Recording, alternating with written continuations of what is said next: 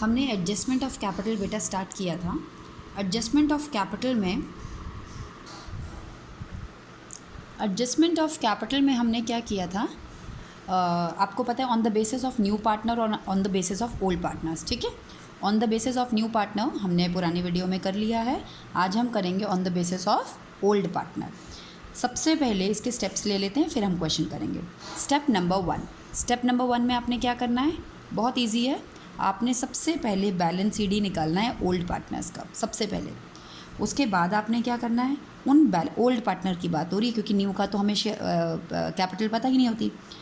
उन old partners के balance CD को ऐड करना है और बिजनेस में उन्हीं के शेयर के रेसिप्रोकल से मल्टीप्लाई करना है। फर्स्ट स्टेप तो बहुत इजी है, कैपिटल अकाउंट में से बैलेंस सीडी निकाल लोगे, ठीक है, लिख देना वहाँ बैलेंस सीडी। सेकंड स्टेप में उन दोनों बैलेंस सीडी को ऐड करना और ओल्ड पार्टनर्स के शेयर से मल्टीप्लाई कर देना रेसिप्रोकल से।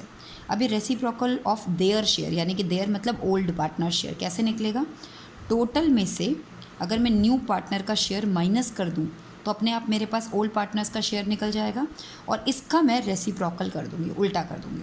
क्लियर हो रही है बात? तो यहाँ से मेरे पास निकल जाएगी टोटल कैपिटल। स्टेप नंबर 3 में मैं क्या करूँगी, स्टेप नंबर 2 से मुझे क्या पता चली, टोटल कैपिटल, और मेरा यही काम 80% हो गया। टोटल कैपिटल इतनी है, हमने सी को बताया भाई देख फर्म की इतनी कैपिटल है, तू अपना हिस्सा लेता, तो उसने कहा ठीक है मैं 1/4 के लिए आता हूँ, तो टोटल कैपिटल का 1/4 करेंगे, हमारे पास न्यू पार्टनर की कैपिटल निकल कर आ जाएगी। क्लियर है? अब हम करते हैं इसी से रिलेटेड क्वेश्चन नंबर 86। चलो क्वेश्चन नंबर 86 को करते हैं फटाफट से without wasting any time. Books आपके सामने हैं। Following is the balance sheet of Abha and Vinay. जिसके पास ओल्ड बुक्स हैं वो देखेंगे कि जिसमें बैलेंस शीट का टोटल 1,21,000 दिया क्वेश्चन में, वो वाला क्वेश्चन है ये।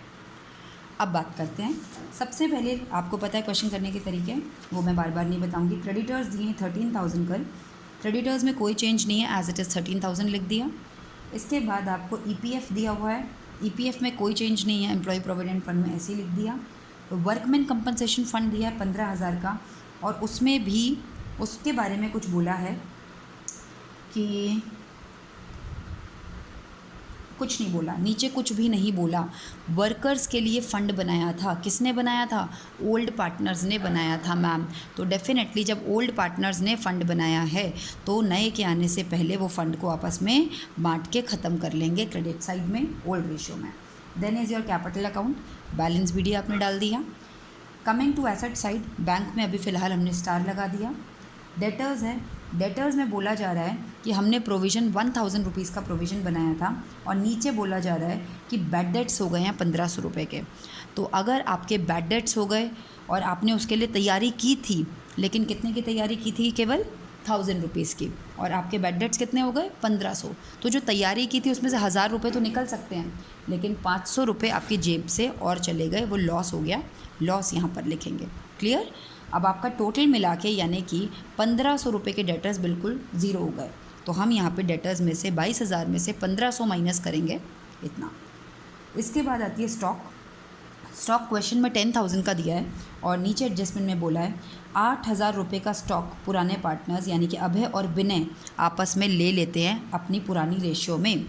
जब पार्टनर कुछ भी लेते हैं, आप सबको पता है, या कुछ भी देते हैं तो उनका कैपिटल अकाउंट पे फ़र्क पड़ता है।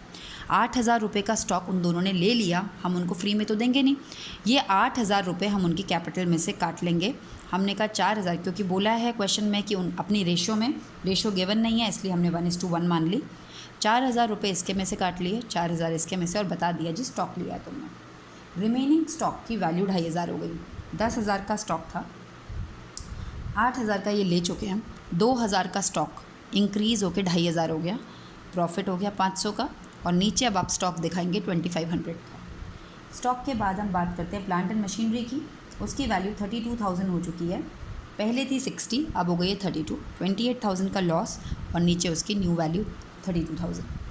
इसके बाद गुडविल, जब भी गुडविल एसेट साइड में दिखेगी आपको, सब बच्चों को पता है उसको राइट ऑफ करना होता है, क्योंकि ये ओल्ड गुडविल है, ओल्ड पार्टनर्स में राइट ऑफ होगी, ओल्ड रेशियो में, तो हमने डेबिट साइड में गुडविल राइट ऑफ कर दिया। इसी तरह P&L अकाउंट का लॉस भी एक दिख रहा है हमें। एसेट साइड में P&L अगर दिया है उसका मतलब लॉस, और लाइबिलिटीज़ में दिया है तो प्रॉफिट, आपको पता है वैसे भी क्रॉस फॉर्म में हम उसको डिस्ट्रीब्यूट करते हैं। P&L के लॉस को भी हमने दोनों पार्टनर्स में ओल्ड रेशो में बांट दिया। स्टेप नंबर 1 हमारा बिल्कुल पूरा हो गया, यानी कि हमने बैलेंस शीट के हर एक आइटम को कर लिया। अब पॉइंट नंबर 1 नीचे एडजस्टमेंट में देखते हैं। चित्रा आई है बिजनेस में 1/4 शेयर के लिए, ठीक है, क्लियर है। बैड डेट्स हमने कर लिया, स्टॉक हमने कर लिया, रिमेनिंग पार्ट वाला हमने कर लिया। Third point plant and machinery हमने कर लिया। गुडविल, जिस दिन चित्रा आई गुडविल हमने बताई उसको कि 20,000 है। हमने चित्रा को गुडविल बोला, चित्रा गुडविल 20,000 है, तुम अपना शेयर लेती आओ। वो 1/4 के लिए आ रही है 5,000 रुपये। अब क्या उसमें लिखा है कि चित्रा लाई या नहीं लाई? क्वेश्चन में बोला गया साफ साफ पॉइंट नंबर डी में कि चित्रा अपनी गुडविल का पैसा लाई। चित्रा ये पैसा लाएगी और किसको देगी? सैक्रिफाइसिंग पार्टनर्स को देगी, क्योंकि फॉर्मूला होता है old minus new. New ratio given नहीं है, इसलिए ओल्ड रेशो में ही हमने PRD को डिस्ट्रीब्यूट कर दिया। लास्ट पॉइंट से आपको ये पता चल गया कि ये on the basis of old partner है। On the basis of new partner में न्यू पार्टनर की कैपिटल दी होती है, लेकिन इसमें कैपिटल नहीं दी है।